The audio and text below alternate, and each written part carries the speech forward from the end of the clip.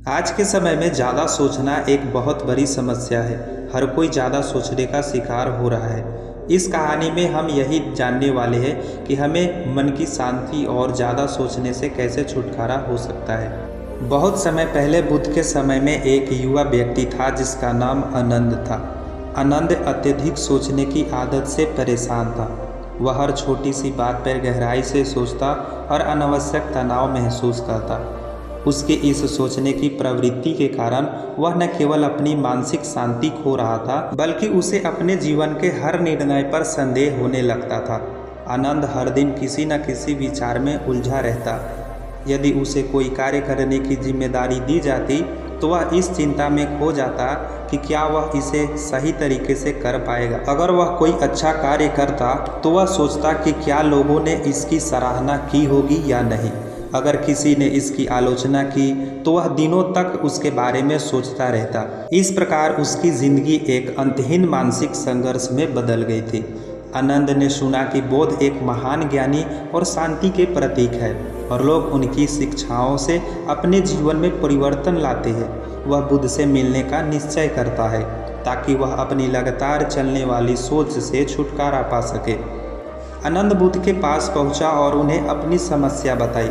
उसने कहा, गुरुदेव, मेरा मन कभी शांत नहीं रहता। मैं हर समय सोचता रहता हूँ, क्या सही है क्या गलत है, मुझे क्या करना चाहिए और क्या नहीं। यह सोचने की आदत मुझे थका देती है और मैं इससे मुक्त चाहता हूँ। कृपया मेरी मदद करें। बुद्ध मुस्कुराए और आनंद से कहा, आनंद, तुम्हारी समस्या का समाधान तुम्हारे भीतर ही है, लेकिन मैं तुम्हें एक कहानी सुनाता हूँ जो तुम्हारी मदद करेगी।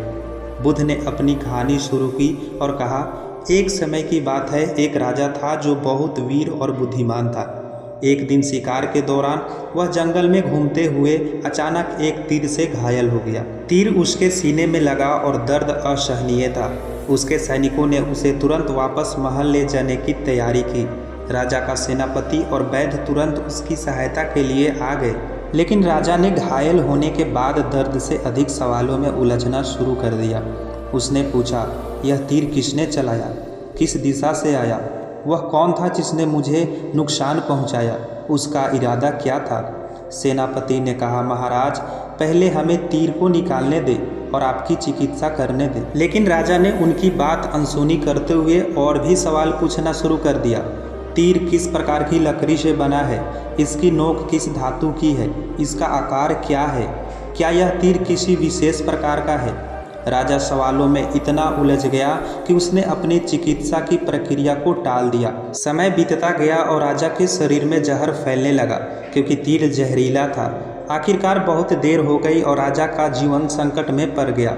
यदि उसने पहले सवालों में समय व्यर्थ न गंवाया होता और तीर को निकालने की अनुमति दी होती तो उसकी जान बचाई जा सकती थी। बुद्ध ने कहानी समाप्त की और आनंद की ओर देखकर कहा, आनंद, तुम भी उसी राजा की तरह हो। तुम्हारा मन भी सवालों और विचारों के तीर से घायल है। तुम हर छोटे बात पर गहराई से सोचते हो और खुद को मानसिक कष्ट में डालते हो। जितना अधिक तुम इन विचारों और सवालों में उलझते हो, उतना ही जहर तुम्हारे मन में फैलता है और तुम अपनी मानसिक शांति खोते जाते हो। कभी कभी हमें यह समझना होता है कि हर सवाल का जवाब जानना आवश्यक नहीं है। जो हो चुका है उसे जाने दो और जो आने वाला है उसका सामना शांत मन से करो। अपने मन के तीर को निकालने के लिए पहले उसे शांत करना सीखो। आनंद ने बुद्ध की बात को ध्यान से सुना और गहरी सांस ली। उसने महसूस किया कि उसका मन भी बेकार के सवालों और विचारों से भरा हुआ था। उसे एहसास हुआ कि अगर वह इन विचारों को अपने मन से निकालना सीख लेता है तो उसकी समस्याएं अपने आप हल हो जाती हैं।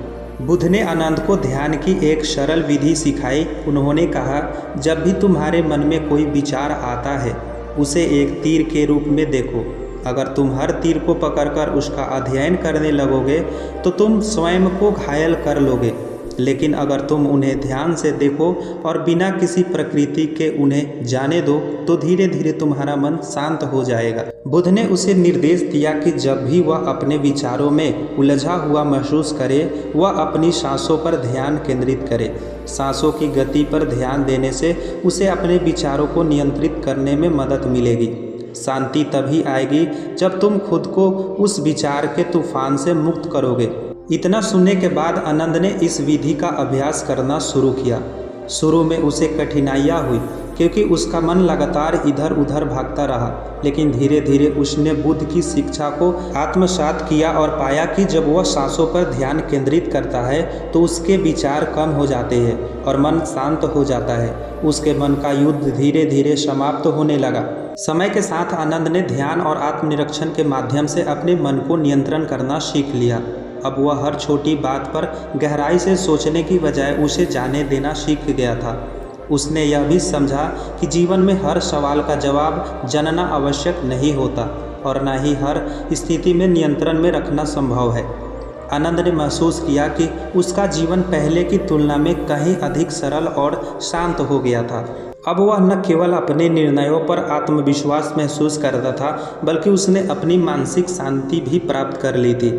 बुद्ध की शिक्षा ने आनंद को यह सिखाया कि सोच विचार करना बुरी नहीं है, लेकिन जब सोच ज़रूरत से ज़्यादा हो जाती है और मन को आघात पहुंचने लगता है, तब उसे रोकना आवश्यक होता है।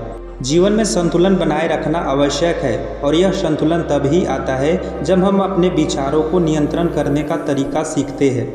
यह कहानी उन लोगों के लिए एक महत्वपूर्ण सबक है जो अत्यधिक सोचने के कारण अपने मन को थका देते हैं।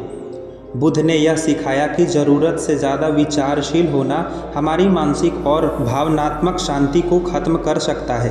विचारों को नियंत्रण करने के लिए ध्यान और आत्मनिरीक्षण सबसे अच्छे उपाय है। जब हम अपने मन को शांत करना सीख जाते हैं, तभी हम अपने जीवन में सच्ची शांति और संतोष प्राप्त कर सकते हैं। इसलिए जो लोग अत्यधिक सोचते हैं, उन्हें समझना चाहिए कि सोच का अंतहीन चक्रण उन्हें कहीं नहीं ले जाता। अपने विचारों को नियंत्रण करना सीखें और शांति की ओर कदम बढ़ाएं। बुद्ध की यह शिक्षा सदियों बाद भी प्रासंगिक है और हमें यह सिखाती है कि मन को कैसे शांत किया जाए और जीवन को सरल बनाया जाए। फ्रेंड्स, आप सभी को यह वीडियो अच्छा लगा है तो प्लीज़ वीडियो को लाइक और साथ ही चैनल को सब्सक्राइब जरूर से कर लें, क्योंकि इस चैनल पे इसी तरह के आपको कहानियाँ मिलेंगी, तो आप जल्दी से चैनल को सब्सक्राइब कर लें। Thank you. मिलते हैं नेक्स्ट वीडियो में।